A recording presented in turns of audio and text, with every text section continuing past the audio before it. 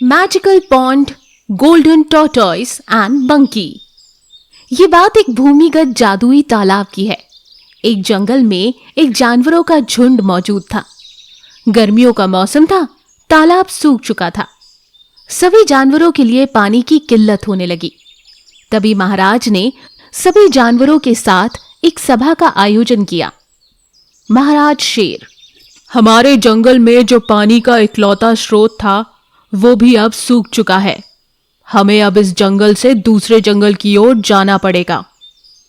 सभी जानवर महाराज की बात से सहमत थे, पर उनमें मौजूद एक कछुआ कहीं और जाने के लिए तैयार ही नहीं था और वो महाराज से बोला, महाराज, मैं अपने जंगल को छोड़कर नहीं जाऊंगा। यहाँ मेरा जन्म हुआ है और मैं यहीं मरूंगा। तभी महाराज बोले, देखो, अगर तुम यहां से हमारे साथ दूसरे जंगल चलोगे तो जान बच सकती है, यहां रहोगे तो प्यास से मर जाओगे। तभी सभा में मौजूद एक बंदर बोला, अरे महाराज, कहाँ आप दीवारों से सर मार रहे हो? इस मंद ड्राइवर यानी कि इस स्लो ड्राइवर से बात करना बेकार ही है। तभी महाराज ने कहा, हमें यहां से आज ही प्रस्थान करना होगा। अपनी अपनी जिसके पास भी जो भी कीमती चीजें हैं वो उठा लो। और सभी जानवर अपना कीमती चीजें लेने के लिए निकल पड़े। लेकिन बंदर कछुए से बातें करने लगता है। क्यों रे स्लो ड्राइवर, तू हमारे साथ क्यों नहीं चलना चाहता? अकेला भूत की तरह इस जंगल में रहेगा क्या? तू अपने काम से मतलब रख, चल यहाँ से जा। हाँ, सही कहा। वैसे भी तुझे दूसरे जंगल जाने में 2 से 3 महीने लग जाएंगे, स्लो ड्राइवर। और बंदर भी वहां से चला जाता है। कुछ ही समय बाद सभी जानवर एक साथ जंगल छोड़कर दूसरे जंगल में चले जाते हैं। उन्हें जाता देख कछुआ बेहद दुखी होता है। हे भगवान, ये कैसी मुश्किल घड़ी है, मदद करो भगवान। ऐसा कहकर कछुआ घने जंगल की ओर पानी की तलाश में निकल जाता है कि कहीं थोड़ा बहुत भी पानी काश मिल जाए। तभी अचानक वो एक पत्ते पर चढ़ते हुए ही एक सुरंग के द्वारा जमीन के नीचे अंडरग्राउंड तालाब के पास गिर जाता है। अरे अरे अरे, क्या यहाँ पानी मौजूद है? तभी उस जादुई तालाब से आवाज आती है, आओ दोस्त, तुम्हारा स्वागत है इस जादुई तालाब में। बस एक विनती करो और आ जाओ। अरे जादुई तालाब, मुझे अपने साथ रख लीजिए, अब मैं आपके साथ रहना चाहता हूँ। और कछुआ प्रार्थना करके अंडरग्राउंड तालाब में घुस जाता है और कछुआ उसमें जाते ही सोने का हो जाता है और उसकी चाल में तेजी आ जाती है। अब कछुआ उस तालाब की मछलियों के साथ बहुत खुशी जीवन बिताने लगता है। बारिश का महीना आ चुका था। सभी जानवर अपने जंगल में वापस लौट आए थे। तालाब भी भर चुके थे। कछुआ सोचने लगा, बारिश का महीना है, चलो आज जंगल के तालाब में देखने जाता हूँ, वो भरा या नहीं। और कछुआ अंडरग्राउंड तालाब से बाहर जंगल में आता है। सभी जानवर उसको देखकर हैरान रह जाते हैं। हाथी बोलता है, अरे क्या ये हमारा कछुआ है? ये तो कितना सुंदर हो गया है, एकदम सोने जैसा चमक रहा है। तभी चुपचाप बंदर कछुए के पास आकर बोलता है, क्यों रे स्लो ड्राइवर, तू सोने जैसा कैसे हुआ? मुझे भी बताना। क्यों रे, तू मुझे बहुत चिढ़ाता था ना स्लो ड्राइवर, ये देख अब मैं तुझसे भी तेज भाग सकता हूँ।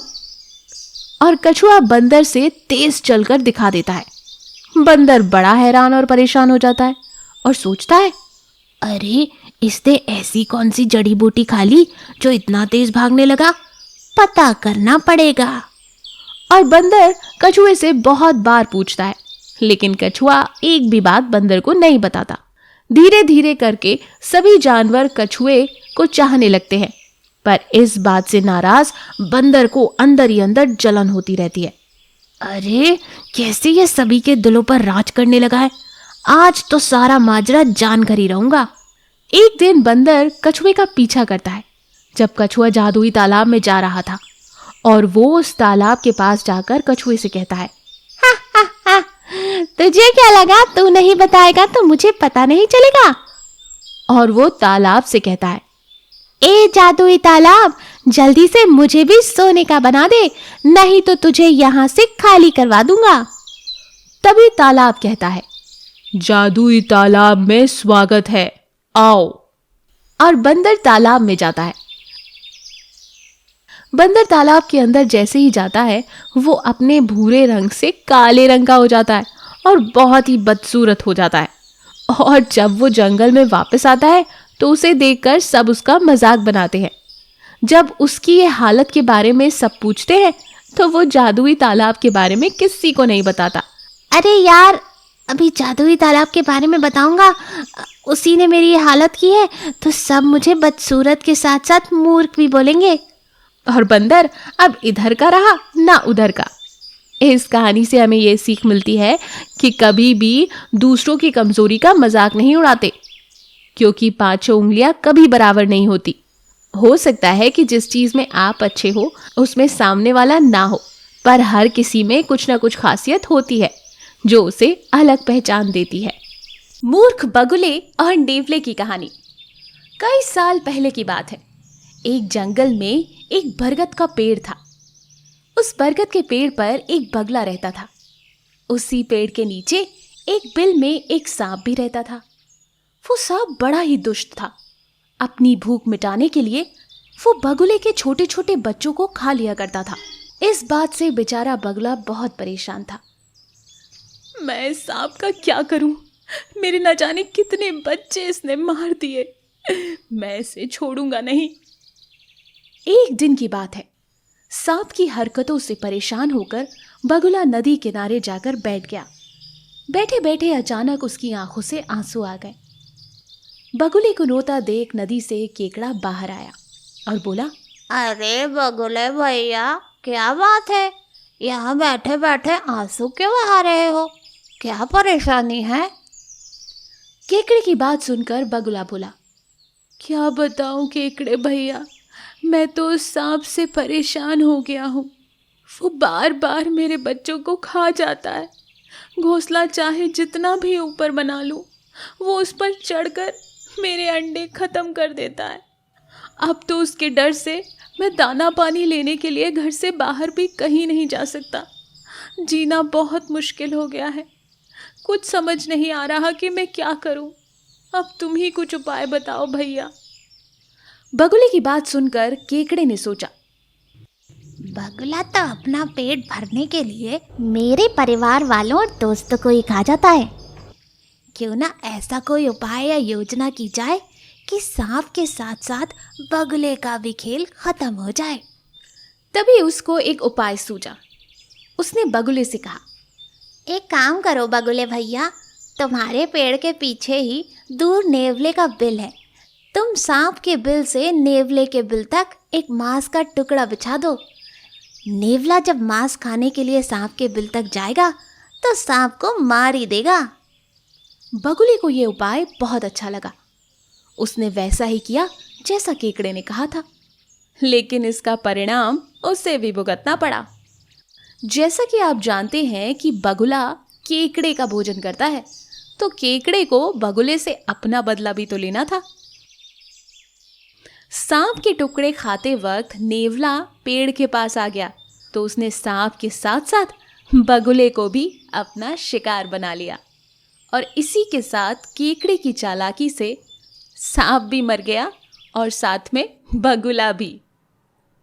इस कहानी से हमें ये सीख मिलती है कि किसी की भी बात पर आंख बंद करके विश्वास नहीं करना चाहिए, साथ ही उसके परिणाम और दुष्परिणाम भी सोच लेने चाहिए। भालू और किसान। एक किसान आलू बोने के लिए जंगल गया। वो हल चला ही रहा था कि वहां पर एक भालू आ गया। भालू ने कहा, किसान, मैं तेरी हड्डी पसली तोड़ दूंगा। चले जाओ यहाँ से और कभी दिखाई मत देना इस जंगल में। नहीं, ऐसा नहीं करो प्यारे भालू, इसकी बजाय आओ हम मिलकर आलू बोएं और इसमें से जो भी निकलेगा मैं इसकी जड़ें ले लूंगा और तुम उसके पत्ते ले लेना। भालू बोला, ठीक है, अगर धोखा दोगे तो फिर कभी भूलकर भी इस जंगल में पैर नहीं रखना। कुछ समय बाद खूब बड़े बड़े आलू पैदा हुए पतझड़ में किसान उन्हें निकालने के लिए गया। उसी वक्त भालू भी जंगल से निकलकर सामने आ गया और बोला, किसान आओ आलू की फसल बांट ले, मेरा हिस्सा मुझे दे दो। अच्छी बात है, बांट लेते हैं प्यारे भालू। ये रहे तुम्हारे पत्ते और ये रही मेरी जड़ें। किसान ने भालू को सारे पत्ते दे दिए और बड़ी चालाकी से आलूओं को घोड़ा गाड़ी में लादकर बेचने चल दिया। रास्ते में उसे फिर से भालू मिला। किसान तुम कहाँ जा रहे हो? भालू ने पूछा। प्यारे भालू, मैं जड़ें बेचने के लिए शहर जा रहा हूँ। किसान ने जवाब दिया। जरा एक जड़ मुझे भी दो, मैं चक्कर देखूं। भालू बोला। किसान ने उसे एक आलू दिया। भालू ने उसे खाया और गुस्से में गरजते हुए बोला, अरे किसान, धोखा है ये तो, तुमने मुझे धोखा दिया। अब तुम लकड़ी काटने के लिए जंगल नहीं आ सकते, नहीं तो मैं तुम्हारी हड्डी पसली तोड़ दूंगा। अगले साल किसान ने उसी जगह पर गेहूं बोए। वो फसल काटने के लिए आया तो भालू वहाँ फिर से खड़ा हुआ था। अब तू मुझे धोखा नहीं दे पाएगा। किसान चल मेरा हिस्सा दे। भालू बोला। ये सही है प्यारे भालू, तुम ले लो जड़ें इस बार और पत्ते मैं ले लेता हूँ। दोनों ने फिर से फसल बांट ली। किसान ने भालू को बड़ी ही होशियारी से जड़ें दे दी और गेहूं अपनी घोड़ा गाड़ी में लाद ली। भालू जड़ों को चबा रहा था मगर चबा ही नहीं पा रहा था। वो किसान से बहुत नाराज हो गया, लेकिन अब वो कुछ नहीं कर सकता था। तो इस कहानी से हमें ये सीख मिली कि जैसे किसान ने उस भालू के सामने अकल से काम लिया, ठीक उसी तरह हमें कोई भी परेशानी अगर जीवन में आए तो उस किसान की तरह शक्ति के बल पर नहीं, अकल के बल पे काम लेना चाहिए। ऐसी और अमेजिंग कहानियों के लिए हमारे चैनल को लाइक और सब्सक्राइब करना ना भूलें। Thank you.